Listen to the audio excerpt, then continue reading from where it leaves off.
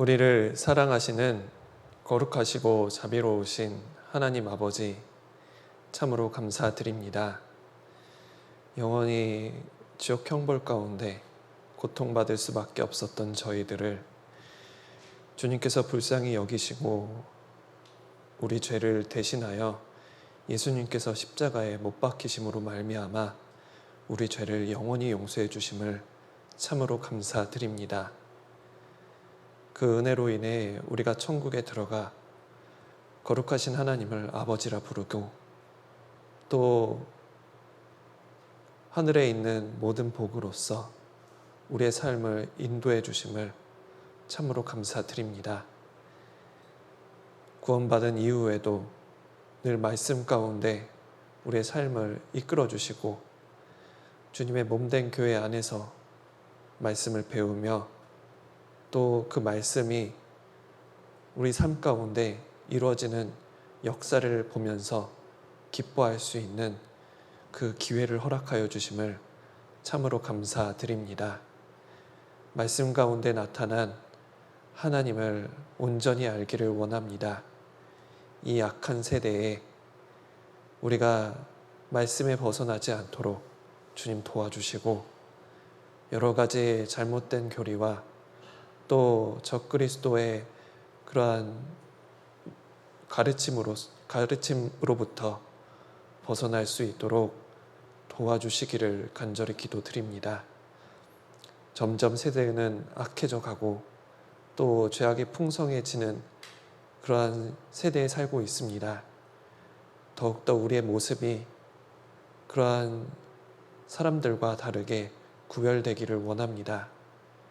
이 시간 함께 해주시고 더욱더 우리가 어떠한 것이 올바른 가르침인지 또 성경 속에 나타난 하나님이 어떠한 분인지를 알고 분별할 수 있는 지혜를 허락해 주시기를 간절히 기도드립니다. 학예수양회가 이제 한 달도 채 남지 않았습니다. 그 남은 시간에 우리가 더욱더 주변에 구원받지 않은 영혼들을 살필 수 있도록 도와주시고 더 많은 사람들을 하나님 앞으로 인도할 수 있도록 주님 함께 해 주시기를 간절히 기도드립니다.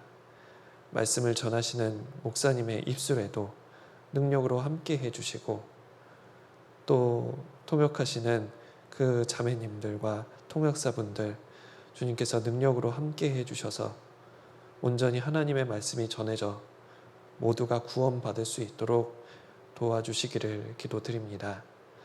이 시간도 주님께서 함께 해주시고 우리 각자가 필요한 지혜를 모두 다 받을 수 있도록 도와주시기를 간절히 기도드립니다.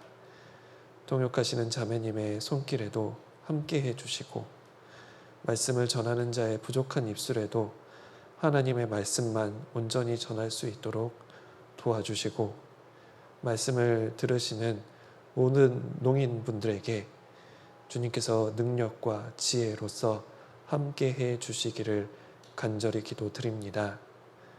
오늘의 모든 시종을 주 성령님께만 의지하오며 우리를 구원해 주신 예수님 이름으로 감사하며 기도드렸습니다.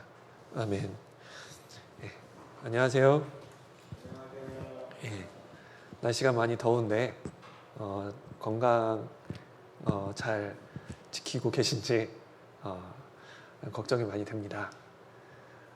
날씨가 많이 덥고 또 비도 많이 오는데 또 이제 요즘 한창 올림픽이 치러지고 있잖아요. 너무 그런 곳에 마음을 뺏기지 않도록 우리의 마음도 지키고 건강도 지켜주셨으면 좋겠습니다. 올림픽과 함께 또 더 활발하게 전해지는 것은 코로나입니다. 코로나 이제 더 많이 사람들이 이렇게 막 전염이 되고 있는 것 같습니다. 이럴 때 이렇게 손 잘 씻어주시고 그리고 방역 지침을 잘 따라 주셨으면 좋겠습니다. 오늘 함께 상고할 말씀은 요한복음 1장에 대한 내용입니다. 그 요한복음 1장 성육신에 관한 내용을 함께 살펴보겠습니다. 요한복음 1장 1절부터 4절까지 읽어보시고 앞에 봐주시기를 바라겠습니다.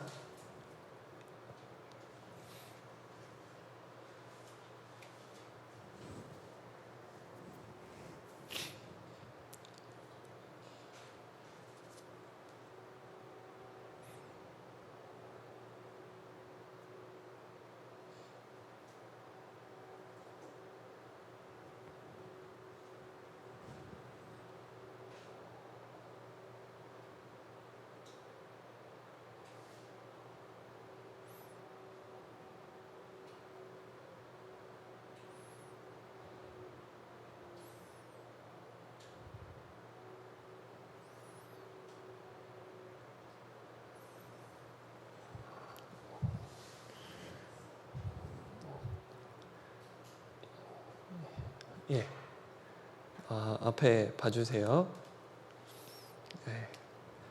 준비될 때마다 요한복음을 함께 배우고 있습니다. 오늘은 요한복음 1장에 대한 내용을 같이 상고해 보려고 합니다. 오늘 하필 또 1일이네요. 1일이라서 요한복음 1장을 배우는 것도 의미가 있다고 생각을 합니다. 그 요한복음 1장의 내용은 쉬워 보이는데 어렵습니다. 좀 내용이 많이 어렵고 이해하기가 난해한 그 구절입니다. 그래서 성인분들도 이 부분을 완벽하게 다 이해를 하고 그리고 뭐 그것을 이해를 해서 다른 사람한테 잘 설명해 줄 수 있는 그런 내용은 사실 그런 분은 그렇게 많지 않다고 생각을 합니다. 그런데 이 요한복음 1장에 대한 부분은 우리가 정말 잘 이해하고 그런 부분들을 마음속에 새기면 정말 많은 도움이 될 거라 생각을 합니다. 요한복음 1장에서는 예수님이 과연 어떠한 분이신지를 말씀하셨습니다. 성육신이라고 하는데 그 성육신은 하나님이 사람으로 나타나신 것, 무한히 계시는 영원토록 계시는 하나님이 70년 80년 짧게 살아가는 사람이 된 사건을 의미합니다. 그것을 성육신이라고 합니다.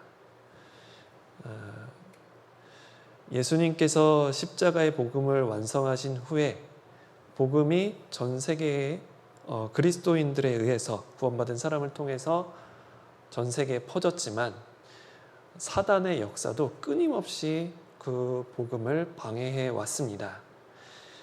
여기 고린도후서 11장에는 누가 가서 우리의 전파하지 아니한 다른 예수를 전파하거나 너희의 받지 아니한 다른 영을 받게 하거나 너희의 받지 아니한 다른 복음을 받게 할 때에는 너희가 잘 용납한다 라고 바울 사도가 그 고린도 지역에 있는 형제 자매님을 책망한 내용입니다. 여기 보면 특이한 표현이 다른 예수가 있고 다른 영이 있고 다른 복음이 있습니다.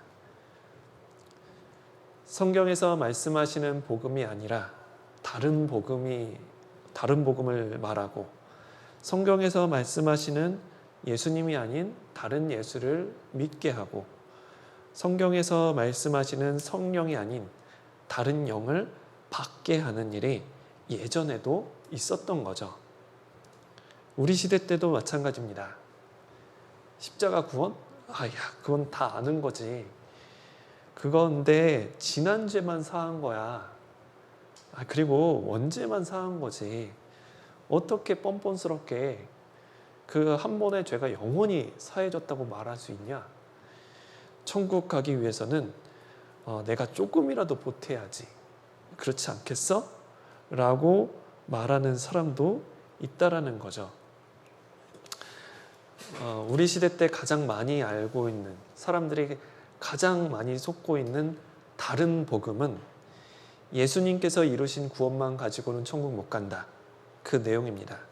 앞으로의 죄를 용서받기 위해서는 내가 철야 예배도 해야 되고, 그리고 통성 기도도 해야 되고, 새벽 제단도 많이 쌓아야 되고, 주일 성소도 지내야 되고, 교회 출석을 해야만 천국 갈 수 있다라고 가르치는 것이 다른 복음입니다.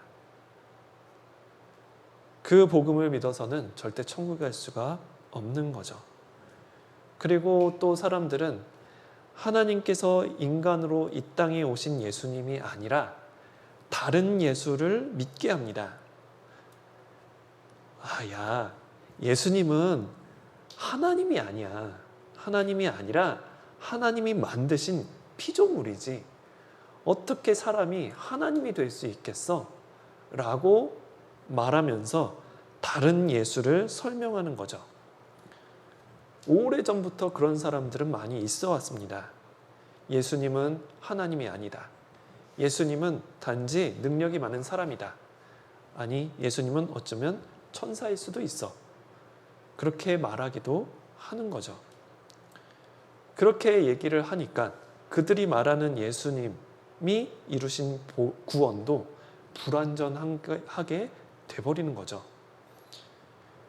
사람이신 예수님이 십자가에서 못 박혀서 죽어서 피를 흘려서 돌아가셨어요. 그 구원이 완전할 수가 없죠. 그러면 그 불완전한 구원을 위해서는 불완전한 구원을 받고 더 완전해지기 위해서는 더 무엇인가를 알아야 된다는 가르침을 주는 겁니다.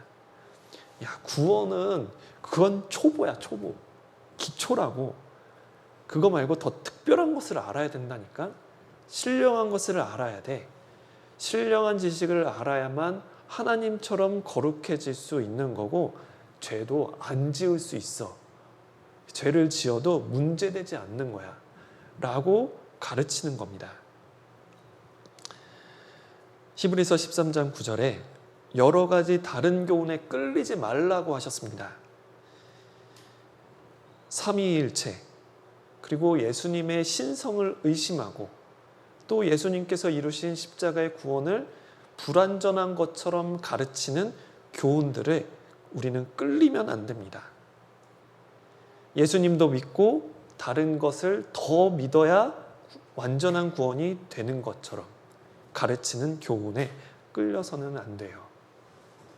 예수님의 십자가도 붙잡고 다른 것 하나를 더 붙잡아야만 완전해지는 것처럼 가르치는 교리도 붙잡아서는 안 됩니다. 그런데 그러한 교리들은 과거뿐 아니라 우리 시대 때까지 정말 많은 이단들로 인해서 퍼져나가고 있습니다. 오늘 우리가 요한복음 1장을 살펴볼 건데, 그 1장을 통해서 정말 온전한 예수님이 과연 어떠한 분인가, 그런 것을 배우고 그것을 통해서 잘못된 이단의 가르침을 분별했으면 좋겠습니다. 그리고 말씀을 정말 가까이 했을 때 오는 축복이 무엇인지도 살펴보고자 합니다. 요한복음 1장의 내용은 크게 세 부분으로 나누어질 수 있는데, 말씀이 육신되어서 오신 예수님과, 그리고 그 예수님을 세례 요한이 증거하는 부분, 그리고 그 예수님께서 제자들을 부르시는 그 모습으로 세 부분으로 나뉠 수 있습니다. 그 중에 첫 번째를 살펴보고자 합니다.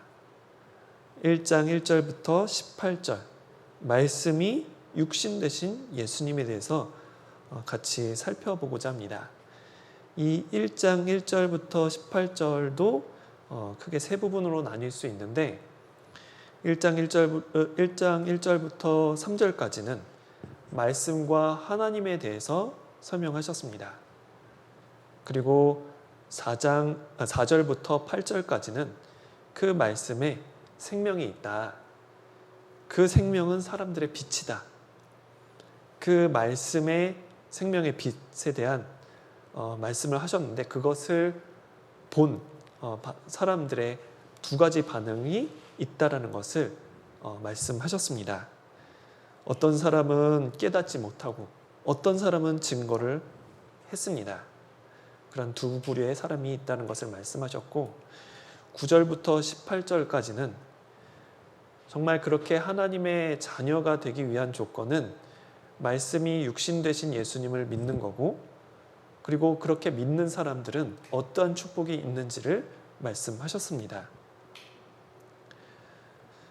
구원받지 않은 사람들은 말씀을 통해서 하나님을 알고, 말씀을 통해서 하나님께서 우리에게 주시고자 하는 생명을 알고, 또 그 말씀의 약속대로 이 땅에 육신으로 오신 예수님을 영접한 사람에게는 하나님의 자녀로서 삶을 살아갈 수 있다는 내용으로 요약할 수가 있습니다.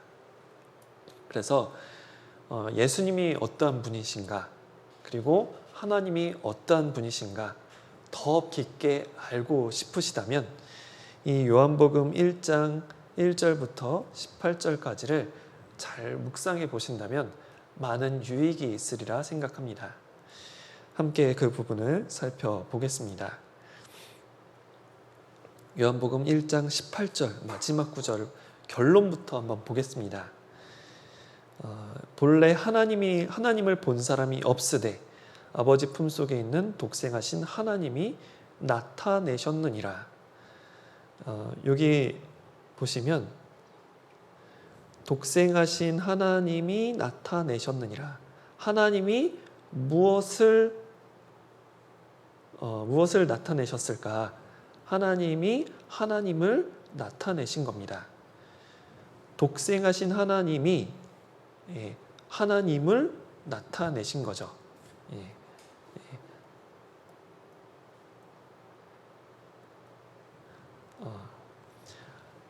왜 그러냐면 이 세상에는 하나님을 볼 수 있는 사람이 없어서 독생하신 하나님이 나타내 주셨다고 말씀하셨습니다. 좀 더 자세히 살펴보면 이 성경을 이제 캡처해 봤는데 이 성경의 18절을 보시면 본래 하나님을 본 사람이 없으되 아버지 품속에 있는 독생하신 하나님이 나타내셨느니라. 근데 이 독생하신이 색깔이 칠해져 있잖아요. 그리고 숫자가 있습니다. 이 밑에 쭉 보시면 어떤 사본에는 독생자가라는 말로 표현이 되어 있습니다. 그러니까 하나님을 본 사람이 없어서 독생자가 하나님을 나타내신 겁니다. 두 가지를 생각할 수 있죠. 하나님의 독생자는 하나님입니다. 그리고 그 예수님께서 하나님을 나타내셨다라고 생각해 볼 수 있습니다. 그러면 왜 하나님께서는 직접 사람들에게 나타내시려고 했을까요? 사람들을 천국에 보내기 위해서입니다. 사람을 천국에 보낼 능력은 하나님의 능력이 아니면 안 됩니다. 사람으로서는 할 수 없을 때 하나님으로서는 다 할 수 있느니라 라고 말씀하신 것처럼 천국 가기 위해서는 하나님의 능력이 필요한 거예요. 그래서 예수님께서 하나님을 나타내 보이신 겁니다. 사람이 죄 문제를 해결해서 하나님을 만나야 되는데 어느 사람도 자기 스스로 죄 문제를 스스로 해결할 수가 없습니다. 그래서 하나님께서 죄 문제를 해결하시기 위해 직접 나타내 보이신 겁니다. 지옥 앞에서는 아무것도 할 수 없는 인간에게 죄 문제를 해결해 주시기 위해서 오신 겁니다. 근데 이 부분이 굉장히 큰 의미가 있습니다. 하나님께서는 사실 모든 일을 하실 때는 말씀으로 다 하셨습니다. 창조도 말씀으로 이루셨고, 그리고 이스라엘을 애굽에서 이끌어낼 때 그 재앙을 내리실 때도 말씀으로 다 이루셨습니다. 이스라엘 백성의 그 이 삶을 살아갈 때, 그리고 그렇게 백성들이 살아가는 그 과정 가운데서도 약속대로 그 말씀을 다 이루셨어요. 하나님이 말씀하시면 그 말씀대로 반드시 이루어졌습니다. 천하 만물들이 말씀대로 다 순종했어요. 도를 명하면 물이 나왔습니다. 하늘을 명하면 만나가 내렸어요. 말씀대로 다 움직였습니다. 그런데 구원은 달라요. 하나님께서 말씀하신 내용을 말씀하신 그 구원, 죄의 용서에 대한 부분은 다른 피조물에게 맡기지 않으셨어요. 하나님께서 하나님의 법을 직접 실현하시기 위해서 내려오셨습니다. 온전히 우리를 위해서 내려오신 거죠. 그래서 요한복음 1장 17절에 은혜와 진리는 예수 그리스도로 온 것이다 라고 말씀하셨습니다. 여기 은혜와 진리가 예수님을 통해서 왔다라고 말씀하신 거죠. 사람으로서는 하나님을 온전히 죄를 용서를 받아서, 사람의 능력으로서는 죄를 용서를 받아서 하나님 앞에 설 수 있는 사람은 아무도 없어요. 쉽게 말해서 사람 스스로 천국 갈 수 있는 사람은 아무도 없습니다. 하나님도 그 사실을 알고 계셔서 구원을 말씀하시고 그 구원을 이루시기 위해서 직접 오셨습니다. 사람들을 위해서 오신 거죠. 그것을 은혜라고 합니다. 은혜와 진리를 주시기 위해 예수님을 통해서 주시기 위해 오신 겁니다. 근데 이 은혜를 한번 생각을 해 보겠습니다. 이 은혜는 받을 만한 자격이 없는 사람에게 넘치도록 주는 큰 친절과 사랑, 그것을 은혜라고 합니다. 구원받은 사람은 하나님께 은혜를 받은 거죠. 우리는 어떠한 은혜를 받았을까? 삶 가운데 여러 가지 은혜를 받았겠지만 가장 큰 것은 죄를 용서받는 은혜입니다. 그 은혜는 천국까지 이어지는 은혜예요. 죄를 용서받는 은혜를 받지 못하면 천국에 가지 못합니다. 말씀을 들으시는 여러분들 대부분 구원을 받으셨으리라 생각을 합니다. 그런데 구원받은 사람도 어느 누구도 죄를 용서받을 만한 충분한 자격이 있어서 죄 용서라는 은혜를 받은 것은 아니에요. 자격이 있어서 구원을 받은 게 아니라는 겁니다. 용서받을 만한 자격도 없었고요. 오히려 우리 죄가 하나님의 독생자를 찌르고 죽였습니다. 어쩌면 하나님 보실 때는 우리는 하나님의 독생자를 죽인 철천지 원수와 같은 거죠. 그런데 하나님께서는 우리를 아들 삼아 주시고 그리고 의롭다고 여겨주셨습니다. 그리고 독생하신 그 예수님도 우리의 죄를 용서해 주시기 위해 기꺼이 십자가의 고난을 받아주셨습니다. 우리는 이러한 큰 은혜를 받은 거죠. 또 우리에게 주신 것은 바로 진리입니다. 예수 그리스도를 통해서 진리를 받습니다. 진리는 거짓이 없는 겁니다. 타협하지 않고 변하지 않는 겁니다. 그리고 거룩한 거죠. 거짓이 없고 변하지 않고 거룩하다. 그것은 하나님의 속성이에요. 거룩하고 거짓이 없는 것을 진리라고 합니다. 우리는 거짓이 없고 변하지 않는 거룩한 말씀을 예수님을 통해서 받아요. 그래서 만약에 우리가 예수님을 통해서 받은 그 말씀대로 살아간다면 말씀처럼 거짓이 없고 그리고 거룩한 삶을 살아가게 될 것입니다.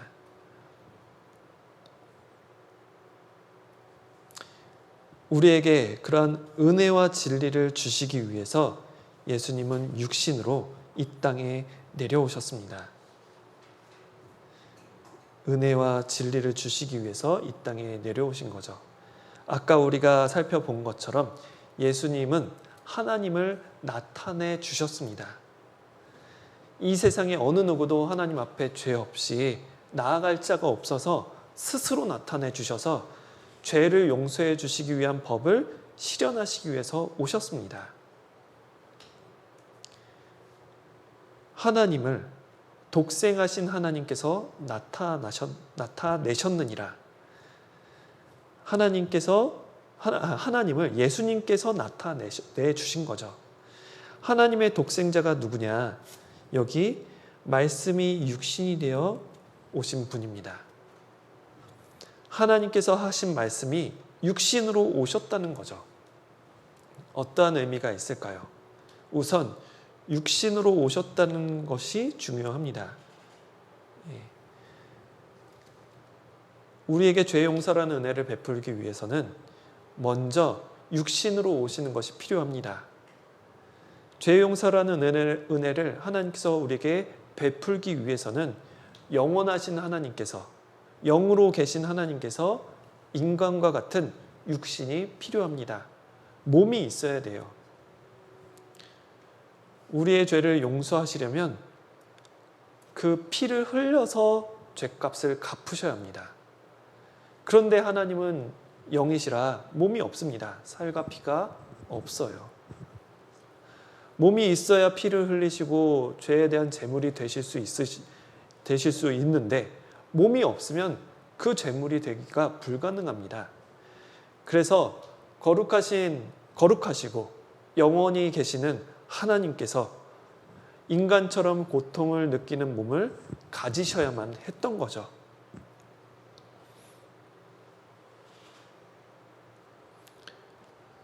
요한일서 1장 1절에도 그러한 부분을 말씀을 하셨습니다. 여기 생명의 말씀에 대해서 말씀하셨는데, 생명의 말씀에 관하여는 우리가 들은 바, 들었다, 눈으로 보았다, 주목하고 우리 손으로 만졌다 라고 말씀하셨습니다. 그런데 이 말씀을 들을 수는 있어요. 근데 말씀을 어떻게 눈으로 볼까요? 말씀을 어떻게 손으로 만질까요? 실제 모습으로 나타나지 않으시면 우리는 눈으로 볼 수도 없고 만질 수도 없습니다. 말씀이 육신이 되어 오셨다. 그 말씀을 받지 않으면 이 요한일서의 1장에 대한 내용은 이해할 수가 없는 거죠. 말씀이 육신이 되어 오신 분, 그분이 예수님입니다.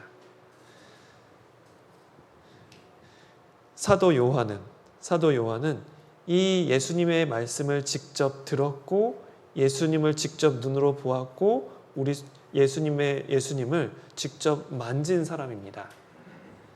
예수님을 의미한 거죠.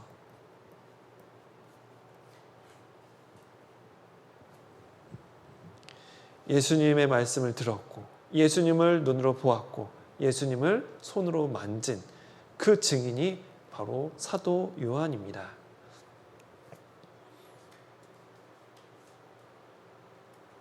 그런데 이 육신이 된다는 것은 좋은 일이 아닙니다. 몸이 있는 것은 좋은 게 아니에요. 몸이 있으면 고통을 느끼거든요. 몸이 있으면 불편함을 느낍니다. 피곤하면 자야 되고 배가 고프면 먹어야 돼요. 화장실 급하면 가야 됩니다. 인간의 몸은 그리고 병들고 그리고 늙어요. 불편하죠. 아픔도 느끼고 그렇습니다. 그런데 하나님께서 영으로 계실 때는 아프거나 늙으시는 분이 아닙니다. 그런데 하나님께서 인간이 되셨다라는 인간의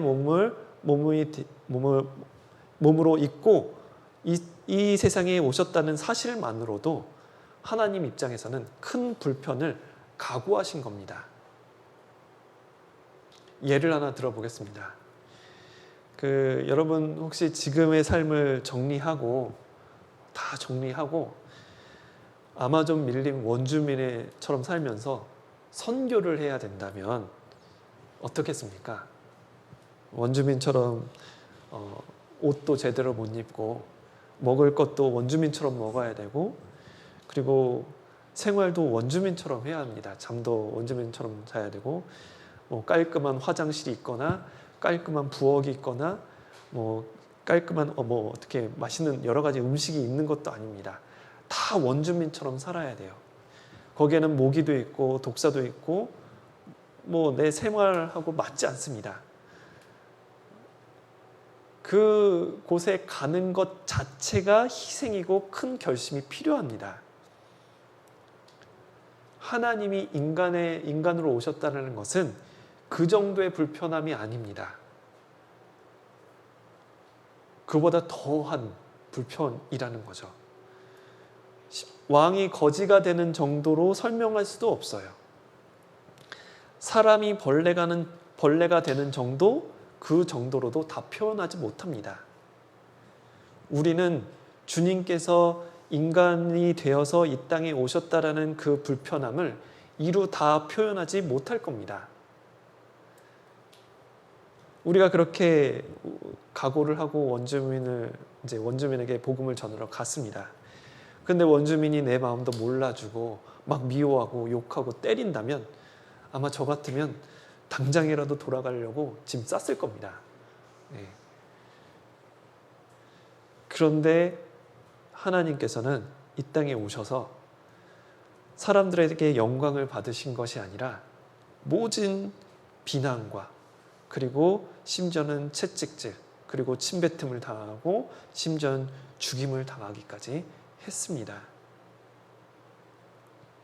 그러한 모든 불편을 이미 다 알고 오셨어요. 다 감수하고 몸으로 오셨습니다. 하늘에 있는 모든 영광을 다 버리고 육신으로 이 땅에 피를 흘리며 죽으러 오셨습니다. 그게 은혜예요. 말씀이 육신이 되었다. 말씀이 육신이 되었다. 하나님의 말씀을 생각해 보겠습니다. 하나님의 말씀은 능력이 있습니다. 하나님의 능력의 말씀이 실제로 나타난 거예요. 하나님의 능력이 실제 삶으로 나타나 많은 기적을 베푸셨습니다. 하나님의 능력이 이스라엘 사람들로 하여금 직접 볼 수 있도록 예수님의 모습으로 실제로 나타나셨습니다. 예수님은 많은 병자를 고쳐주시고 또 바람과 파도를 잔잔케 하시고 귀신을 내어 쫓고 죽은 자를 살리셨고 스스로도 부활하셨습니다. 말씀이 육신이 되었다. 하나님의 약속의 말씀이 실제로 이루어진 겁니다. 하나님께서 구약 성경에 예수님을 보내주시겠다는 약속을 계속 해오셨어요. 초림에 대한 예언을 약 300여 번을 하셨다고 다른 사람들이 그렇게 찾아낸 부분이 있습니다. 그 300여 번의 예언이 실제로 이루어졌습니다. 그 약속의 말씀이 직접 몸으로 오심으로 그 약속이 이루어진 거죠. 그리고 말씀이 육신이 되었다라는 것은 온 세상을 향하신 하나님의 사랑이 실제로 나타난 것을 의미합니다. 말로만 사람을 사랑한 것이 아니라, 말씀으로만 사람을 사랑하신다 표현한 것이 아니라 실제 사람에 대한 사랑을 육체로 표현하신 겁니다. 로마서 5장 8절에 그리스도께서 우리를 위하여 죽으심으로 하나님께서 우리에 대한 자기의 사랑, 하나님의 사랑을 확증하셨다고 말씀하셨습니다. 하나님의 사랑이 무엇일까요? 하나님의 사랑은 자기의 독생자 예수님을 세상에 보내서 우리를 살리게 하시려는 그 모습이 사랑이에요. 실제로 나타나셔서 우리에게 표현하신 거죠. 말씀이 육신이 되어서 표현하신 겁니다. 말씀이 육신이 되어 우리 가운데 거하신다. 말씀이 육신이 되어 우리 가운데 거하신다. 예수님께서 그 당시 이스라엘 사람들을 만나시기 위해 육신으로 오셨어요. 오늘날은 예수님께서 재림하시기 전까지 우리가 예수님을 직접 눈으로 보지 못합니다. 지금 예수님은 죽고 부활하셔서 하나님 우편에 앉아 계시거든요. 하지만 여전히 구원받은 사람과 함께 하십니다. 성령을 통해서, 그리고 그 몸된 교회를 통해서 우리 가운데 거하십니다. 주님께서 거하시는 교회 안에 우리가 거한다면 우리는 주님의 사랑을 알 수 있고 또 주님이 어떠한 분이신지를 알 수 있습니다. 그 몸된 교회 안에서 우리는 은혜와 진리를 받을 수가 있는 거예요. 예수님이 없다면, 말씀이 육신이 되어서 이 땅에 오시지 않았다면 교회는 존재할 수가 없습니다. 교회가 존재하지 않는다면 우리는 하나님을 제대로 알 수도 없고 그 하나님의 은혜와 진리는 알지도 못했을 겁니다.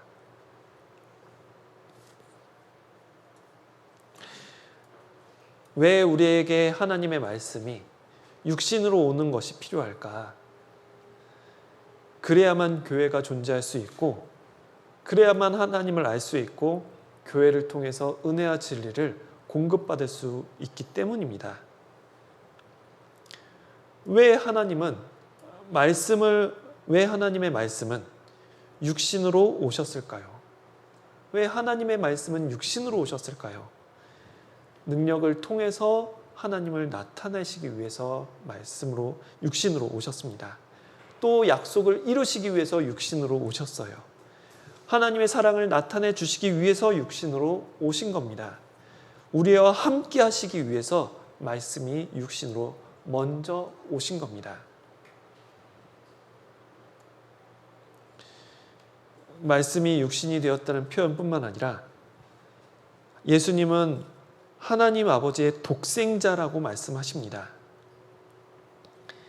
예수님이 하나님의 독생자이면서 예수님은 하나님 자신입니다. 하나님의 본체이시자 하나님의 아들이십니다. 어렵죠. 어려운 내용입니다. 제 이름은 박윤기인데 저는 박윤기이면서 박윤기의 아들이다. 이해가 되십니까? 어려워요. 사람이 온전하게 이해할 수 있는 내용이 아닙니다. 예수님은 하나님이시자 하나님의 독생자예요. 우리가 온전하게 이해할 수 있는 내용이 아닙니다. 다만 성경에 그렇게 말씀하시니까 우리가 믿을 뿐입니다. 성경에는 이해 안 되는 내용들이 있어요. 예를 들어 처녀의 몸에서 성령으로 잉태한 것이 이성적으로 받아들일 수 있습니까? 어렵죠. 그런데 성경에 말씀하셨으니까 우리가 믿는 겁니다. 요한복음 11장에는 나사로가 죽은 지 사흘이 됐는데 그 죽은 지 사흘 된 사람이 살아났습니다. 부활했습니다. 여러분 그렇게 죽은 지 사흘 된 사람이 부활된 것을 직접 보셨습니까? 못 봤어요. 그런데 성경에 말씀하셨으니까 믿을 수 있는 거죠. 예수님은 하나님이시자 하나님의 아들입니다. 이해가 안 되죠.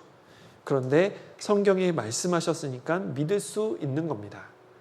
그런데 내 수준으로 이해가 안 된다고 그 내용을 내 수준 정도로 내용을 고쳐서 이해하려고 하는 것은 잘못된 겁니다. 이단들은 삼위일체가 이해가 안 되니까 부정해요. 그런 일은 없다고. 그리고 성경 내용도 바꿔버려요. 예수님은 하나님이 아니라 하나님과 깊은 관계일 것뿐이야. 각각 다른 분이지. 그런데 각각 다른데 서로 관계가 너무 깊으니까 하나라고 말한 것뿐이야. 어떻게 예수님이 하나님이 되고 거룩하신 하나님이 어떻게 이렇게 천박한 사람이 될 수 있겠어? 라고 주장을 합니다. 자기 수준 정도로 내용을 바꿔버린 거죠. 그건 믿음이 아닙니다. 성경에는 이해가 안 되는 내용들이 많이 있어요. 성경을 읽다가 이해가 안 되는 부분을 억지로 내 수준 정도로 해석을 한다면 자기를 망치는 길입니다. 베드로후서 3장 16절에 이 모든 편지, 신약 성경을 의미합니다. 모든 이제 하나님의 말씀에 대한 부분인데, 그 성경에 대한 부분은 알기 어려운 것이 덜어 있어요. 모든 것이 다 이해되는 게 아닙니다. 알기 어려운 것이 있습니다. 그런데 그런 것들은 성경의 모든 것은 다 알지 못합니다. 하나님께서 계시해 주는 것만 우리가 알 수 있어요. 그럼 어려운 게 있으면 어떻게 해야 될까요? 성경을 읽다가 이해가 안 되는 게 있으면 어떻게 해야 될까요? 먼저 교회에 물어봐야 되겠죠. 교회를 통해서 우리가 이해를 해야 합니다. 그런데 뭐 전도인이나 어떤 형제 자매님을 통해서 이제 물어봤는데 모를 수 있어요. 모르면 어떻게 될까요? 교회한테 물어봤는데 교회도 대답을 못 받았습니다. 어떻게 해야 될까요? 그거는 그냥 둬야 합니다. 하나님께서 알려주실 필요가 없으니까 안 알려주신 거예요. 근데 그것을 억지로 풀면 어떻게 되냐면 억지로 풀다가 스스로 멸망에 이르는 거죠. 스스로 멸망하는 겁니다. 우리는 즉각적으로 이해할 수 없는 내용이 예수님이 하나님이시고 예수님이 하나님의 아들이시다 라는 부분은 우리가 즉각적으로 이해할 수 있는 부분이 아닙니다. 사실로서 이해할 수 있는 부분이 아닌 거죠. 하지만 예수님이 하나님의 독생자라는 사실로 우리는 교훈받을 수 있어요. 하나님의 아들 예수 그리스도, 이 사실로 우리는 교훈받을 수 있습니다. 왜 하나님 자신이 아들이라고 표현했을까? 그것은 온전히 우리를 위해서입니다. 예수님께서 하나님의 아들로서 누렸던 모든 것들은 앞으로 장차 우리가 누릴 축복인 것을 나타내 보여주시는 겁니다. 하나님의 아들, 하나님의 자녀된 그리스도인들이 앞으로 누릴 영광을 미리 보여주신 거죠. 맏아들 된 예수 그리스도께서 누렸던 모든 축복, 모든 영광은 앞으로 우리가 누릴 축복이자 영광입니다. 하나님의 아들 예수 그리스도께서 죽음 가운데 부활하셨습니다. 앞으로 우리가 그렇게 부활될 것을 설명하신 거죠. 왜 하나님께서 자신을 아들이라 표현했을까? 하나님께서 우리를 향한 사랑을 표현하시기 위해서입니다. 하나님께서 우리가 이해하기 쉽도록 우리가 쓰는 말로, 우리가 쓰는 관계로 사랑을 표현한 거예요. 아가서에서는 하나님의 사랑을 남녀 관계로 표현했습니다. 그렇게 하나님의 사랑을 설명하셨어요. 사복음서, 신약 성경에서는 예수님을 하나님의 아들 관계로 설명하셨어요. 그 관계로 하나님의 사랑을 설명하신 겁니다. 남녀 관계의 사랑, 그리고 부모와 자녀 간의 사랑, 우리가 경험하고 있는 사랑의 관계로 설명하신 거죠. 아버지와 아들의 관계를 들어서 죄인을 향한 하나님의 사랑을 설명하셨던 겁니다. 그래서 예수님을 하나님의 아들이라 말씀하신 겁니다. 오해하시면 안 됩니다. 하나님의 육신의 아들이기 때문에 아들이란 표현을 쓴 게 아니에요. 하나님의 아들이래. 하나님도 결혼을 했나 봐. 예수님이 육신의 아들이라, 하나님의 아들이라, 육신의 아들이라고 생각을 하니까 그러면 어머니 하나님도 계시지 않을까? 어머니 하나님도 생기는 거고, 아, 이거 하나님도 결혼을 하네, 여자도 좋아하네, 뭐 하나님도 우습게 보여가지고 성경은 초보고 기초에서 더 신령한 것을 깨달아야 된다는 사람도 나오는 겁니다. 예수님을 하나님의 육신의 아들이라 생각을 하니까 예수님은 하나님이 아니라 라고 말하는 종교도 있는 거죠.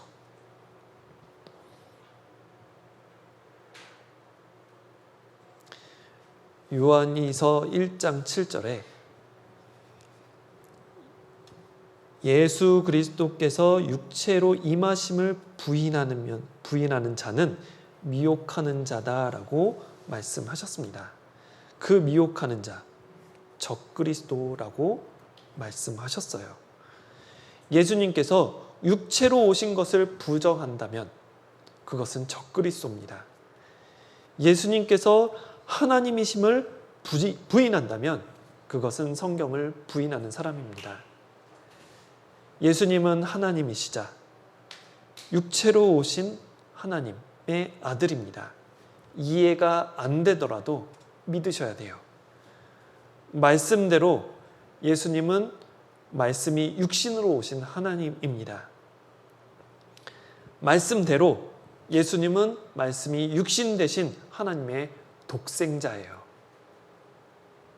하나님이시자 독생자, 하나님의 독생자가 바로 예수님입니다.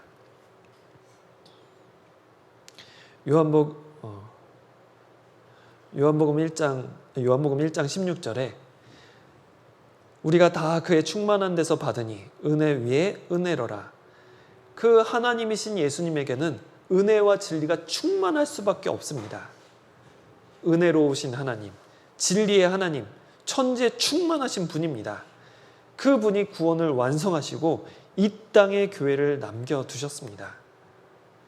성령을 보내주시고 그리고 교회의 머리로 두셨어요. 교회는 주님의 몸입니다. 예수님께 있는 충만하게 있는 은혜와 진리가 우리는 교회를 통해서 공급받을 수가 있는 거죠.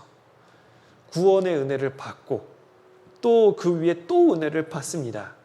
하나님 뜻대로 살아갈 수 있는 힘, 그러한 힘을 공급받을 수 있는 은혜가 있어요.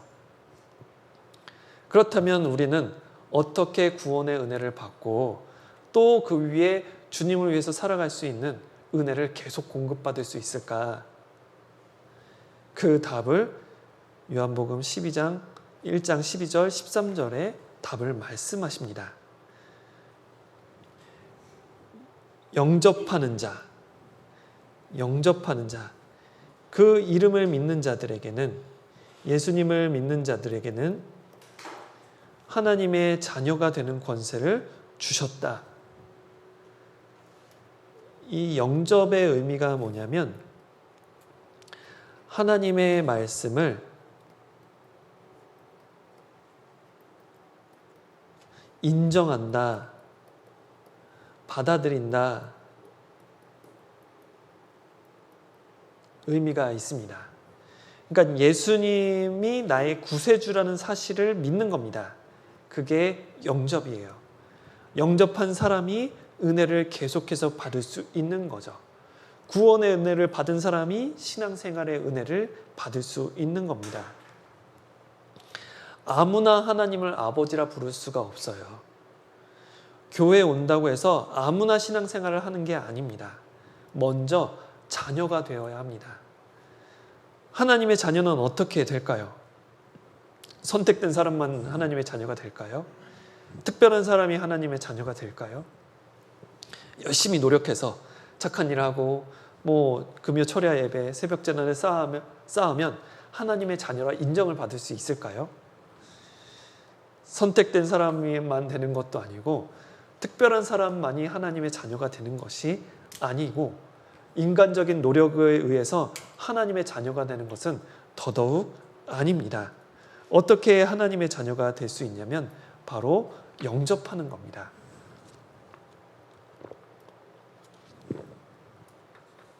다시 말해서 회개하고 복음을 믿는 거죠. 그 후에 성령을 통해서 진리의 말씀을 깨닫는 겁니다. 그게 하나님의 자녀가 되는 비결이에요. 철저하게 자기의 죄를 돌아보고 지옥 갈 수밖에 없는 자기의 상태를 인정하는 사람이 복음의 말씀을 듣고 믿음으로 응답했을 때 하나님의 자녀가 될 수 있습니다.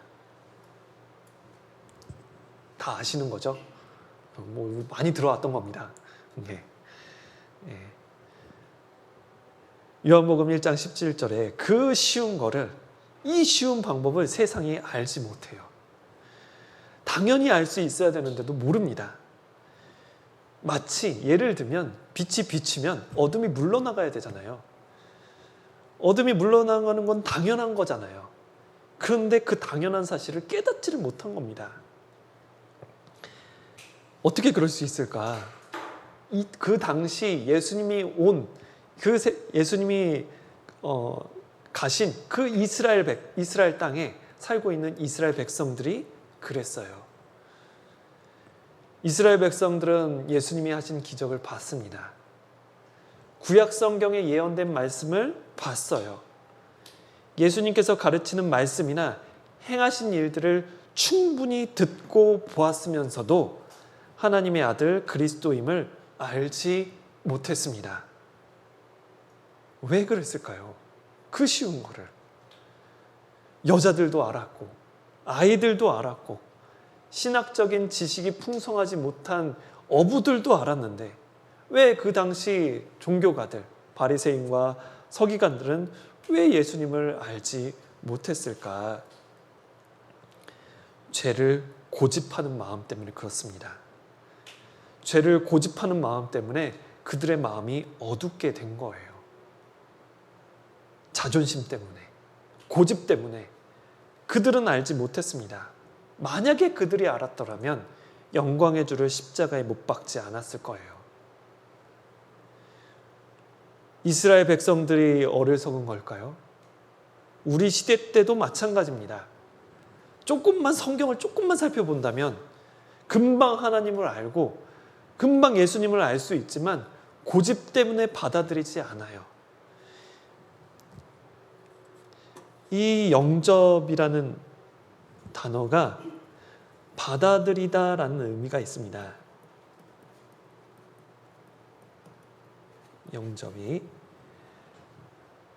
이 영접이 받아들이는 건데 고집 때문에, 자존심 때문에 받아들이지를 않는 겁니다. 그래서 사람들이 알지 못하는 거죠. 구원받지 못하는 이유가 자존심 때문에, 고집 때문에 받아들이지를 않는 거죠. 구원받은 우리는 또 어떠합니까? 다 아는 거라고 생각을 하니까 예수님을 깊게 더 이상 받아들이지를 못해요.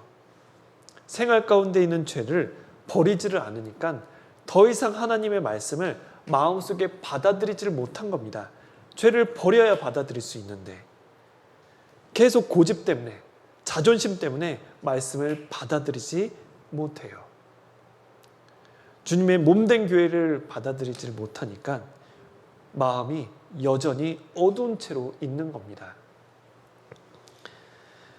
내가 만약에 하나님을 아는 지식이, 그리고 예수님을 아는 지식이, 그리고 교회를 대하는 태도가 작년과 동일하다면 내 마음이 어두워졌다는 증거예요. 모르는 거죠. 빛을 깨닫지 못하는 겁니다. 우리가 말씀을 가까이 하자 마음이 어두워져 있다면 나를 통해서 복음이 전해지지는 않을 겁니다. 교회에 대한 불만 때문에 멀어져 있다면 나를 통해서 영생의 복음이 전해지는 일은 없을 겁니다. 정말 복음을 전하고 싶고 정말 나를 통해서 하나님의 일이 나타나면서 힘있게 살기를 원하십니까? 빛 대신 예수님을 향해 나아가셔야 합니다. 그게 유일한 비결이에요. 예수님을 더욱더 알아간다면 우리의 삶이 바뀔 거예요. 그래서 요한복음 1장 1절은 가장 핵심적인 구절인 겁니다. 말씀이 육신이 되어 오신 예수님을 받아들여야 되는 이유, 그분은 하나님이십니다. 은혜와 진리를 우리가 받기 위해서라도 예수님을 당연히 받아들여야 하겠지만 그것은 이 예수님을 받아들이는 것은 선택사항이 아니에요. 은혜와 진리를 받아야 되는 어떤 그런 이유가 없더라도 모든 피조물들이 당연히 받아들여야 되는 그 이유입니다. 그분은 하나님이십니다. 약속대로 오셨고 능력을 나타내시고 사랑을 베풀기 위해 오신 분입니다. 말씀대로 은혜와 진리를 전해주시기 위해 오신 분인 거죠. 창조 때처럼 말씀의 능력으로 사람들에게 빛을 주시고 사람들에게 생명을 주시기 위해 오신 분, 그분이 예수님입니다. 그 당시에 이스라엘 사람들과 그리고 예수님을 배척하는 하나님을 모르는 사람들에게 그리고 세상 사람들에게 예수님을 가장 잘 설명할 수 있는 표현, 그 표현이 바로 말씀이라는 단어예요.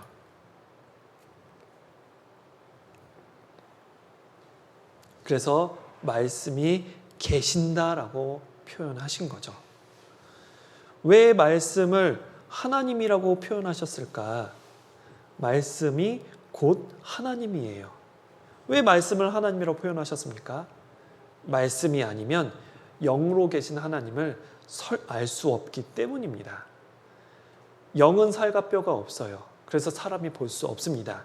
그래서 영으로 계신 하나님께서 사람들에게 자신을 나타내실 때는 말씀으로 나타내 주셨습니다. 또 왜 말씀을 하나님으로 표현하셨을까? 하나님이 육신으로 오신 예수님을 설명하시기 위해서입니다. 하나님의 말씀에는 창조의 능력이 있어요. 그 말씀에는 창조의 능력도 있고 생명의 능력도 있고 그리고 모든 것을 다스려 가시는 하나님의 능력이 있습니다. 구약시대 때는 하나님의 능력이 말씀으로 나타나셨습니다. 말씀대로 창조하시고 말씀대로 심판하셨습니다. 이스라엘 사람들에게 말씀으로 약속을 하셨고 그 말씀대로 이루셨습니다. 하나님의 말씀은 이스라엘에게는 능력 그 자체였습니다. 그러한 말씀이 육신으로 오신 거죠. 신약 성경에 예수님의 능력이 많은 부분으로 나타났습니다. 그 예수님의 능력을 무엇으로 표현해야 될까요? 가장 적절한 표현이 하나님의 말씀입니다. 그 하나님의 그 말씀이 육신이 되어 오신 예수님입니다.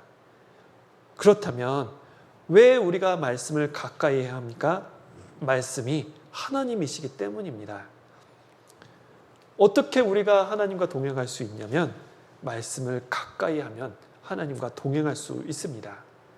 우리가 하나님을 더 알아갈 수 있는 방법은 말씀에 순종하는 사람이 하나님을 더 잘 알 수 있는 거죠. 말씀을 정말 가까이 하는 사람은 하나님을 가까이 하는 겁니다.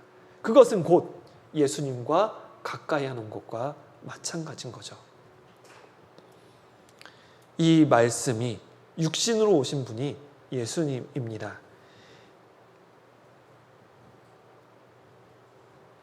1장 1절 이후에 2절 3절은 1절의 내용을 그대로 반복합니다. 태초에 말씀이 하나님과 함께 계셨다. 여기 그는 말씀을 의미합니다. 말씀이 태초에 하나님과 함께 계셨다. 그리고 이 말씀이 더 나아가서는 예수님을 의미합니다. 말씀이 태초에 하나님과 함께 계셨다. 예수님이 태초에 하나님과 함께 하셨다. 같은 의미인 거죠. 말씀이 하나님이신데 근데 여기서도 또 어려운 게 말씀이 하나님이신데 하나님과 함께 계셨다라고 합니다. 라고 말씀하셨죠. 말씀이 곧 하나님이신데 말씀이 하나님과 함께 계셨대요. 예. 어떤 의미일까요? 다른 존재라는 거죠. 하나님과 예수님은 존재가 다릅니다. 그런데 본질은 같아요. 하나님 아버지, 성자 예수님, 성령 이 세 분은 셋인데 한 분입니다. 각기 다른 지위와 본질이 품격이 다르지만 본질상 한 분이에요. 본질상 한 분이시지만 각기 다른 의지를 갖고 계십니다. 이게 삼위일체라는 거죠. 삼위일체라는 말은 성경에 없습니다. 그런데 하나님, 예수님, 성령은 모두 같은 분이라는 사실은 충분히 믿을 수 있어요. 물론 아까 말씀드렸던 것처럼 이 삼위일체는 이 땅에서 이해할 수 있는 내용이 아닙니다. 삼위, 세 개의 위격을 가지면서 하나인 것, 이 땅에서는 존재하지 않습니다. 이 땅에 존재하지 않는다고, 이해가 안 된다고 불가능한 것은 아니에요. 하나님 앞에 불가능한 것은 아닙니다. 이 땅에 존재하지 않는다고 하나님 앞에서 없는 것은 아닙니다.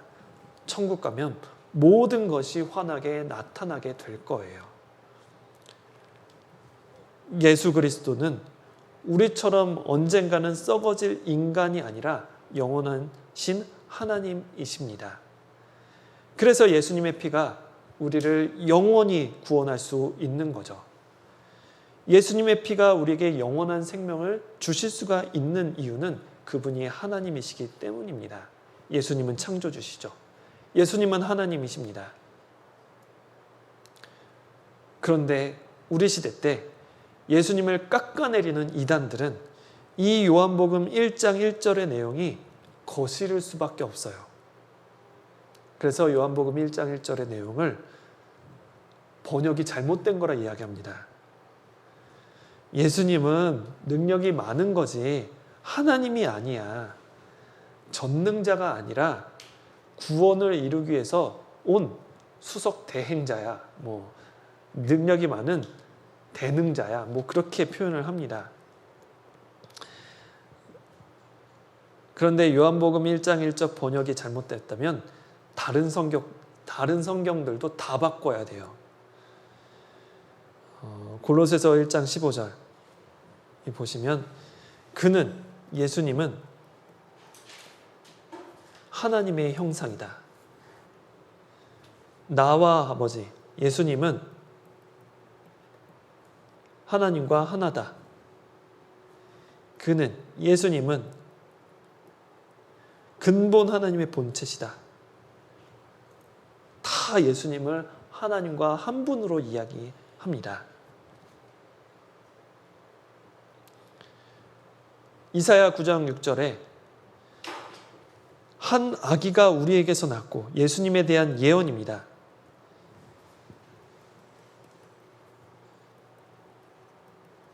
예수님 탄생하기 전 700년 전 예언입니다.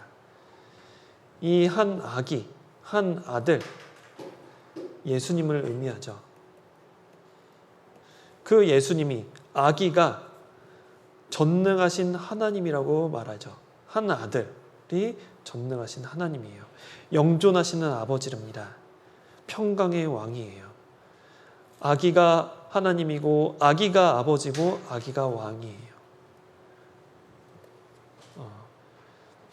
한 아기가 태어났고 한 아들을 우리에게 주셨는데 그 아들은 하나님이십니다. 영존하시는 아버지예요. 예수라는 인간 안에 하나님의 영이 쏙 들어간 게 아니라 그 아들 자체가 하나님이시고 그 아들 자체가 영존하신 아버지이십니다.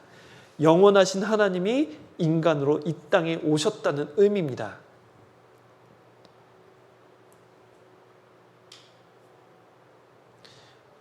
그런데 이단들은 그것을 부정하죠. 여기 보시면 요한일서 2장 18절 19절을 보시면 여기 저희라는 사람이 나옵니다. 저희가 구원받은 무리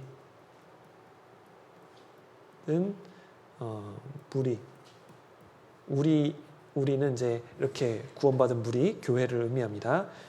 우리에게서 나갔다. 우리에게 구원받은 무리 가운데서 떨어져 나간 사람들이 있습니다. 처음에는 복음 말씀을 듣고 이제 구원받은 사람 안에서 같이 어울렸지만 구원이 아니기 때문에 스스로 떨어져 나간 사람도 있어요. 그런데 어떤 사람은 처음부터 악한 마음을 갖고 사람들을 유혹하기 위해서 몰래 들어온 사람이 있다가 나간 사람들이 있습니다. 많은 사람들을 유혹하고 나가는 사람들이 있어요. 나가고 나서도 계속해서 우리를 유혹하는 사람들이 있는 거죠. 우리에게서 나간 사람은 구원이 아닙니다. 그 사람은 우리에게 속하지 죄송합니다. 우리에게 속하지 않은 그 사람은 적그리스도 편에 있는 사람입니다. 적그리스도는 예수님의 성육신 삼위일체를 부정하는 자들인 거죠. 요한일서 2장 22절에 적그리스도가 누구냐? 적그리스도는 예수께서 그리스도이심을 부인하는 자, 그리고 아버지와 아들을 부인하는 자, 그게 적그리스도예요.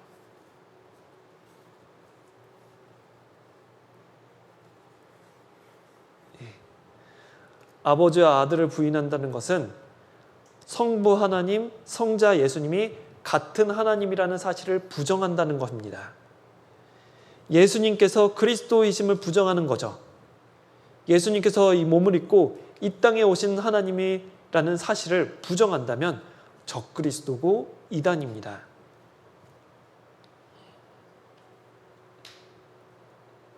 많은 적그리스도가 이 땅에 있습니다. 마지막 7년 환난 때에 세상을 통치할 그 적그리스도만 생각하지 마세요. 예수님의 성육신 그리고 삼위일체를 부정하는 것은 하나님의 영이 아닙니다.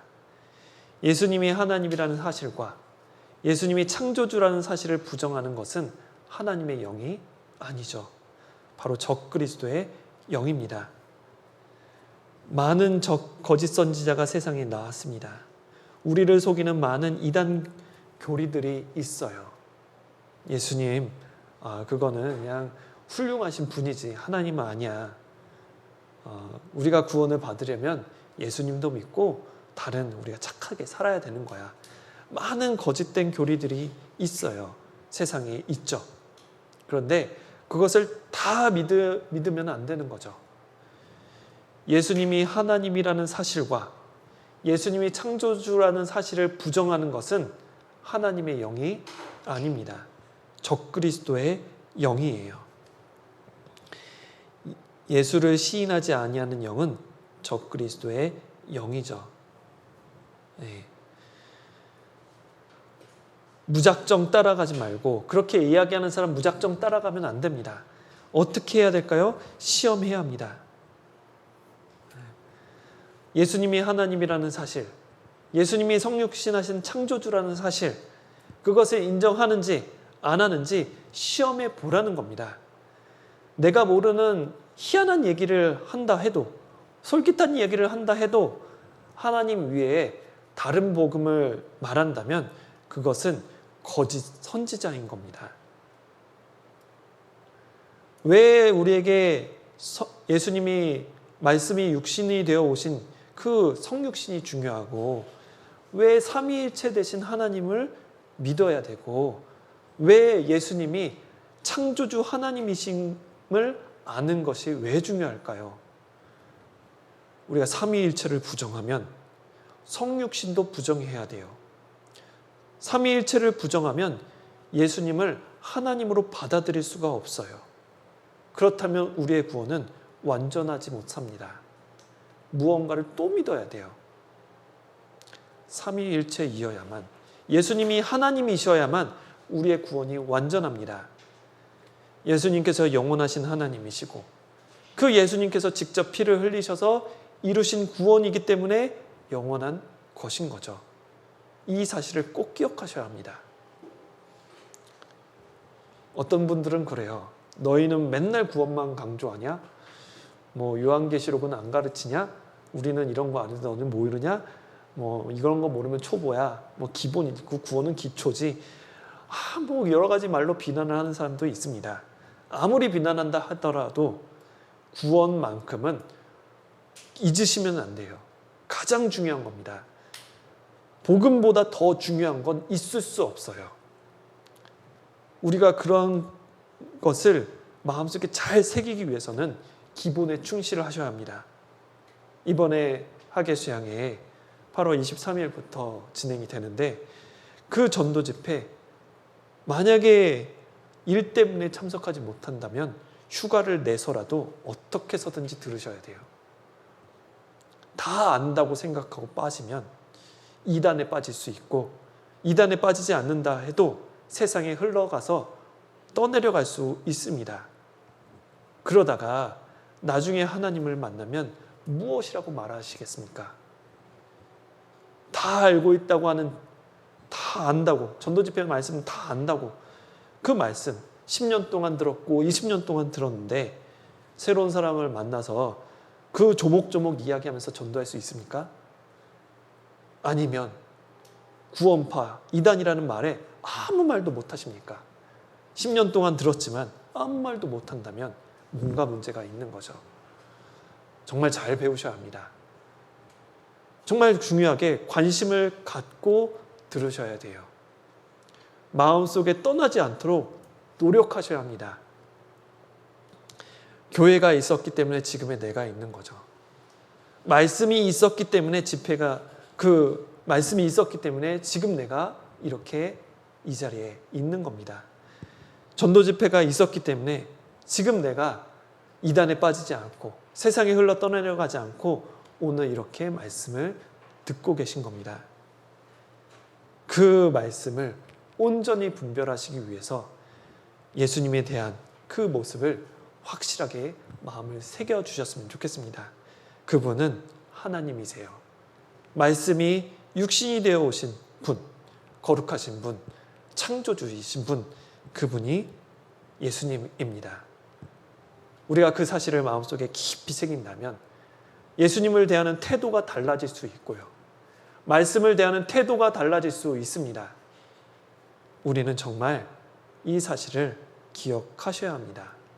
그래서 정말 우리 주변에 이 말씀이 육신되어 오신 예수님을 주변 사람들에게 더욱더 전하고 그 사람들도 예수님께서 주시고자 하는 그 은혜와 진리를 마음속에 받아들여서 같이 천국에 대한 소망을 갖고 남은 생애를 살아갈 수 있도록 우리가 전해야겠습니다.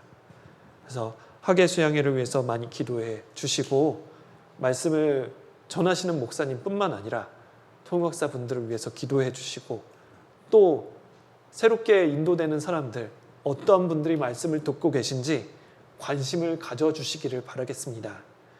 교회는 함께하는 거예요. 예수님께서도 이 교회에 함께 해 주시는 것처럼 교회는 함께하는 겁니다. 계속해서 토요일 날마다 한 5분 정도가 상담을 계속 진행해 가고 있습니다. 누가 어떻게 말씀을 듣고 있는지, 지금 상태가 어떠한 분인지 관심을 가져주셔야 돼요.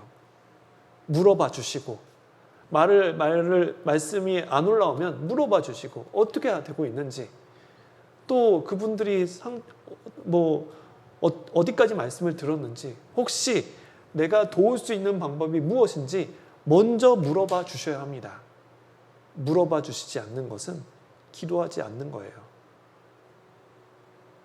상담인이 말씀을 잘 전한다고 해서 또 통역사가 말을 잘 한다고 해서 구원받을 수 있는 게 아닙니다. 기도로서 함께 한다면 우리를 통해서 복음이 전해지는 거죠.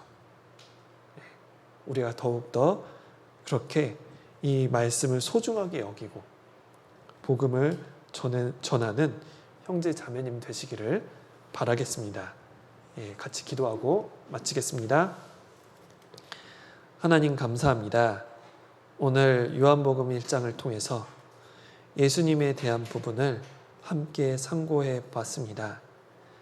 우리의 마음 가운데 정말 온전한 하나님의 지식이 새겨질 수 있도록 도와주시고 악한 마귀로부터 우리의 마음이 또 흔들리지 않도록 도와주시기를 간절히 기도드립니다.